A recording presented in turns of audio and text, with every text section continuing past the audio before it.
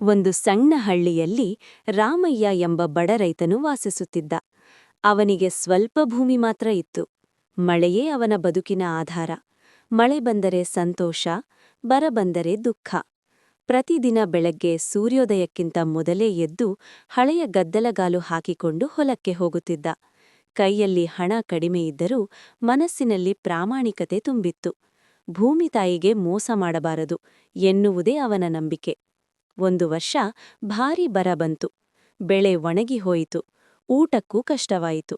ಆದರೂ ರಾಮಯ್ಯ ಯಾರ ಮುಂದೆ ಕೈಚಾಚಲಿಲ್ಲ. ಹೊಲ ಬಿಡದೆ ಸ್ವಲ್ಪ ನೀರು ಸಿಕ್ಕರೂ ಬೀಜ ಬಿತ್ತುತ್ತಿದ್ದ. ಹಳ್ಳಿಯವರು ನಕ್ಕರು, ಈ ಬರದಲ್ಲಿ ಏನು ಬೆಳೆಯುತ್ತದೆ ಎಂದು. ಆದರೆ ರಾಮಯ್ಯನ ಶ್ರಮಕ್ಕೆ ಫಲ ದೊರಕಿತು. ಅಚಾನಕ್ ಮಳೆ ಸುರಿಯಿತು. ಅವನು ಬಿತ್ತಿದ ಬೆಳೆ ಹಸಿರಾಗಿ ಬೆಳೆಯಿತು. ಇತರರ ಹೊಲಗಳಲ್ಲಿ ಏನೂ ಇರಲಿಲ್ಲ. ಆದರೆ ರಾಮಯ್ಯನ ಹೊಲ ಮಾತ್ರ ನಗುತ್ತಿತ್ತು.